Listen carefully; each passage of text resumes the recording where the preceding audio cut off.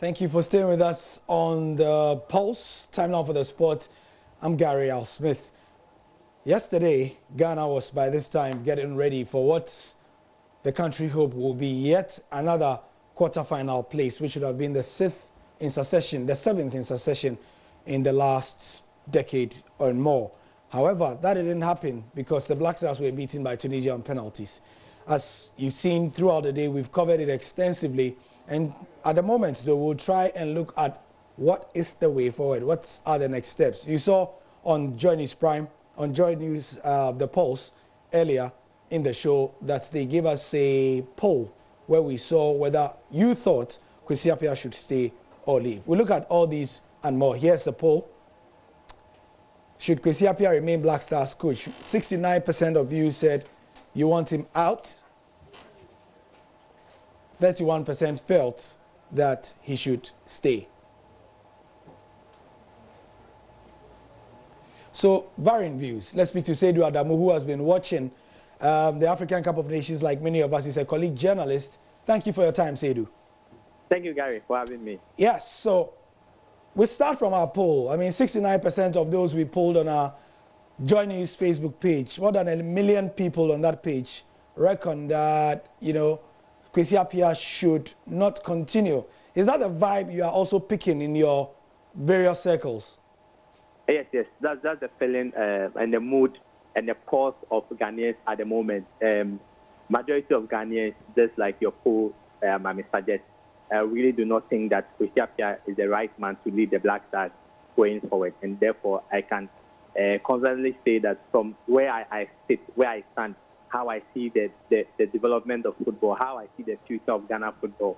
It's clearly the mood of Ghanaians that Kwesi Appiah has not been that helpful to the team in the last 2 years, and so that he is not the right person to lead the team going forward. I think that I share in the sentiment of the voters or the pollsters, and believe that it is really the force of the nation, and Ghanaians really feel a bit disappointed with the performance of the team, especially with Kwesi Appiah as the lead marksman.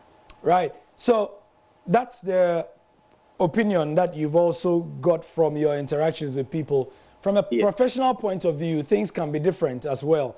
You and I, as professionals who follow the team, from not an emotive point of view, but factual, logical point of view, what is your independent assessment of that situation?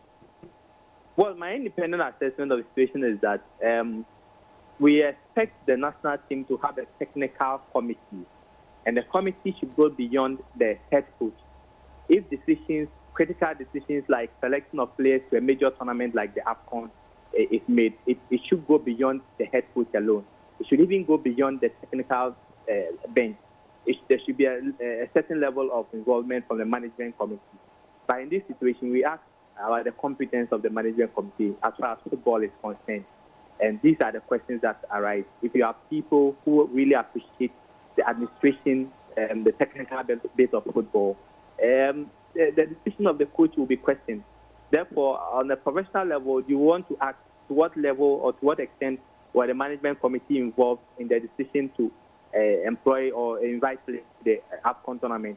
To what level of considerations were made in the decision to take the team to Dubai to camp, looking at the prevailing circumstances? So I think that things could change from a professional perspective as to the combination of factors that inform the decision of a coach to appoint players, a coach to even select players on a match day.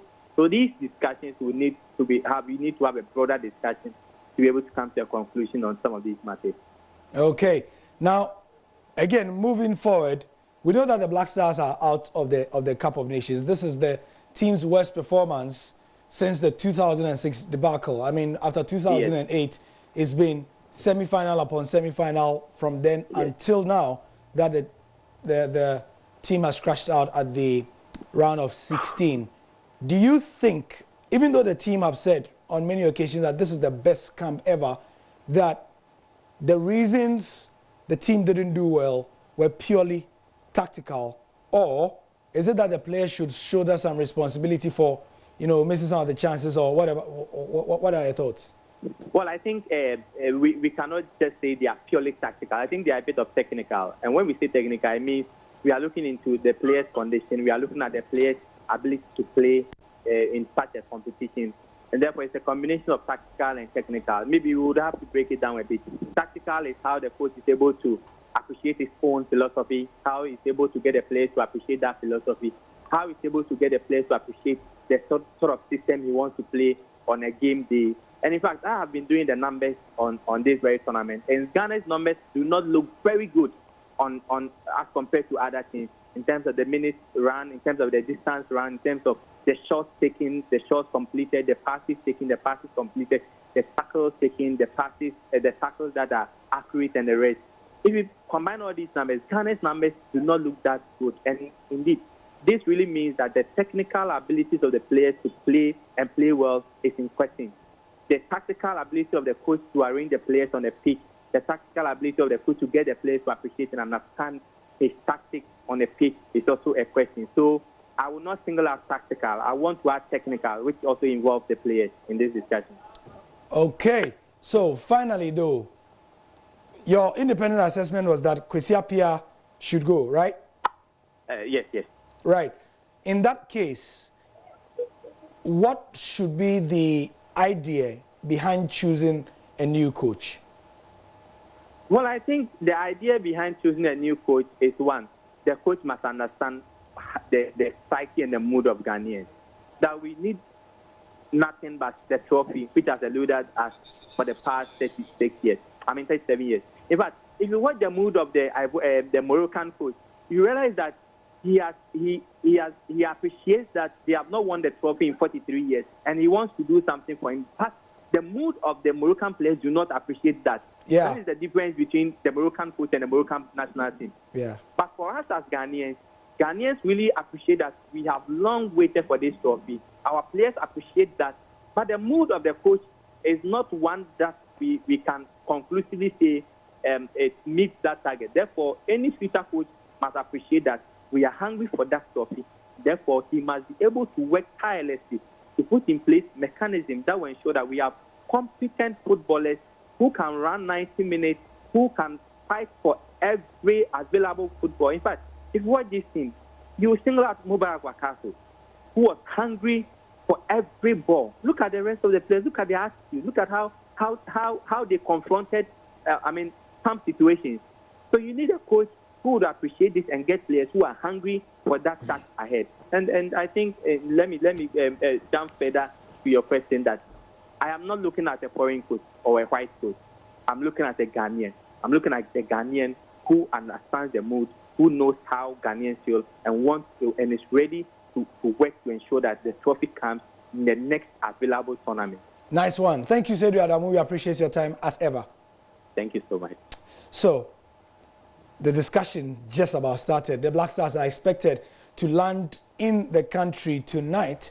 We are not sure all of them will be here because I'm sure some of them would have started pre-season, and so their clubs will ask them to come. But the bulk of them will be landing tonight at the airport, and then sure the post-mortem will begin. I'm Gary Al Smith, and that's the sport for now.